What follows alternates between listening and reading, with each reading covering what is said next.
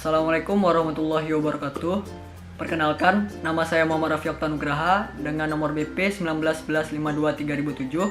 Saya berasal dari kelas Matematika Diskrit 01, mahasiswa dari jurusan Sistem Informasi Universitas Andalas.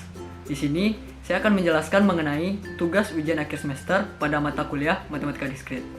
Langsung saja, kita bahas soalnya satu persatu. Soal nomor 1. Pada soal nomor 1, jelaskan proses induksi matematik berlaku seperti efek domino, seperti yang dijelaskan pada gambar berikut ini. Dapat kita lihat gambar berikut ini, terdapat domino yang letak atau susunnya saling berdekatan satu sama lainnya. Ada dua kondisi yang harus dipenuhi agar terjadinya efek domino atau semua domino dapat jatuh. Pada kondisi pertama, kita asumsikan terlebih dahulu bahwa domino pertama harus jatuh. Dan kondisi kedua, kita tunjukkan benar jika setiap domino yang jatuh akan menjatuhkan tepat satu domino berikutnya. Artinya, jika domino pertama jatuh, maka domino kedua pasti jatuh. Dan jika domino kedua jatuh, maka domino ketiga pasti akan jatuh juga. Dan begitu pun seterusnya. Secara umum dapat kita katakan jika domino K jatuh, maka domino K tambah 1 juga akan ikut jatuh. Dapat kita ambil kesimpulan di sini, yaitu adalah semua domino dapat jatuh, dimulai dari domino pertama sampai domino seterusnya. Asalkan domino itu letaknya atau tersusun secara berdekatan. Selanjutnya kita masuk ke prinsip induksi matematika. Apa hubungan prinsip induksi matematika dengan efek domino tadi? Hubungannya yaitu prinsip induksi matematika mempunyai prinsip atau cara kerja yang sama seperti efek domino tadi. Kita misalkan Pn adalah suatu pernyataan yang bergantung kepada N. Di sini alih-alih kita mempunyai domino, kita mempunyai pernyataan yang nilainya bergantung kepada N. Terdapat pernyataan P1, P2, P3, P4, dan seterusnya. Dan selanjutnya agar kita mempunyai efek domino seperti tadi, kita lakukan proses induksi matematika dengan cara menunjukkan bahwa semua pernyataan bernilai benar. Serupa dengan kita menunjukkan bahwa semua domino dapat jatuh. Ada dua kondisi yang harus dipenuhi pada proses induksi matematika dengan menunjukkan semua pernyataan bernilai benar. Pada kondisi pertama atau langkah dasarnya, kita asumsikan terlebih dahulu bahwa P1 bernilai benar. Dan pada kondisi kedua atau langkah induktifnya, kita tunjukkan bahwa PK benar, maka PK tambah 1 juga ikut benar untuk semua nilai K. Jadi kita dapat simpulkan bahwa semua pernyataan bernilai benar atau PN bernilai benar untuk semua nilai N. Soal nomor 2. Pada soal nomor 2, berapa jumlah maksimum dan jumlah minimum simpul pada graf sederhana yang mempunyai 16 buah sisi dan tiap simpul berderajat sama dan tiap simpul berderajat besar sama dengan 4. Sedikit kita membahas mengenai apa itu graf sederhana. Graf sederhana adalah, atau yang disebut simple graph, adalah graf yang tidak mengandung atau tidak mempunyai gelang maupun sisi ganda. Yang dimaksud gelang di sini itu adalah sisi yang berawal dan berakhir pada sisi yang sama. Sedangkan sisi ganda yaitu adalah sisi yang menghubungkan dua buah simpul yang sama. Pada soal diketahui tiap simpul berderajat sama, yang mana berikut merupakan pengertian dari graf teratur. Graf teratur adalah graf yang setiap simpulnya mempunyai derajat sama. Pada graf teratur, apabila derajat simpul adalah R, maka graf tersebut disebut sebagai graf teratur derajat R.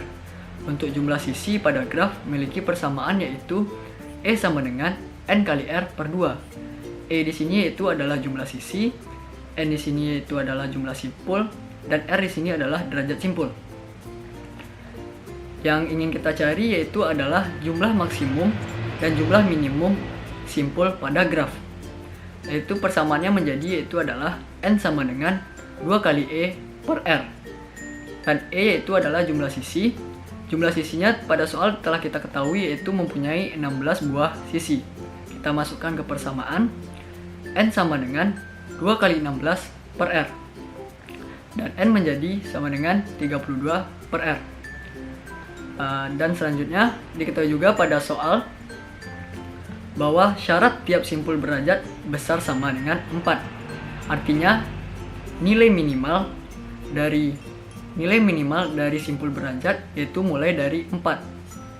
Jadi untuk R sama dengan 4, jumlah simpul yang dapat dibuat adalah maksimum, yaitu N sama dengan 32/4 sama dengan 8. Didapatkan jumlah simpulnya itu adalah 8 buah.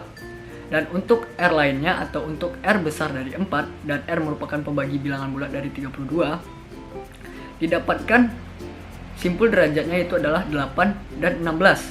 Untuk R sama dengan 8, kita masukkan persamaan, N sama dengan 32/8, didapatkan jumlah simpul yaitu adalah 4 buah. Dan untuk R sama dengan 16, kita masukkan ke persamaan, N sama dengan 32/16, didapatkan jumlah simpul yaitu adalah 2 buah. Untuk jumlah simpul 4 buah dan 2 buah ini, tidak mungkin atau tidak dapat membuat graf sederhana, karena dapat mempunyai sisi gelang ataupun sisi ganda. Dan untuk dua kondisi derajat graf yaitu 8 dan 16 ini bisa memiliki 16 buah sisi. Tapi sisi yang akan terbentuk pada graf memiliki sisi gelang ataupun sisi ganda, sehingga graf yang terbentuk itu bukanlah graf sederhana, melainkan graf tak sederhana atau unsimple graph. Jadi disimpulkan yaitu atau dapat kita tarik kesimpulan jumlah maksimum dan minimum simpul adalah 8 buah dari derajat simpul R sama dengan 4. Soal nomor 3. Pada soal nomor 3, jelaskan pemahamanmu mengenai rekursi dan apa fungsi utama rekursif. Rekursi yaitu merupakan proses mendefinisikan objek dalam terminologi dirinya sendiri. Sebuah objek dikatakan rekursif jika ia didefinisikan oleh dirinya sendiri. Dapat dilihat pada gambar di samping ini merupakan contoh dari rekursi, yang mana mendefinisikan objek dalam terminologi dirinya sendiri. Selanjutnya itu fungsi rekursif. Fungsi rekursif adalah fungsi yang di dalamnya terdapat pernyataan yang memanggil dirinya sendiri. Fungsi rekursif didefinisikan oleh dua bagian, yang pertama itu adalah basis, yang kedua itu adalah recurrence. Pada basis, yaitu bagian yang berisi nilai fungsi yang terdefinisi secara eksplisit. Bagian ini juga sekaligus menghentikan rekursif dan memberikan sebuah nilai yang terdefinisi pada fungsi rekursif. Sedangkan recurrence yaitu bagian ini mendefinisikan fungsi dalam terminologi dirinya sendiri dan berisi kaidah untuk menemukan nilai fungsi pada suatu input dari nilai-nilai lainnya pada input yang lebih kecil. Kita langsung saja masuk pada contoh fungsi rekursif. Misalkan f didefinisikan secara rekursif sebagai berikut.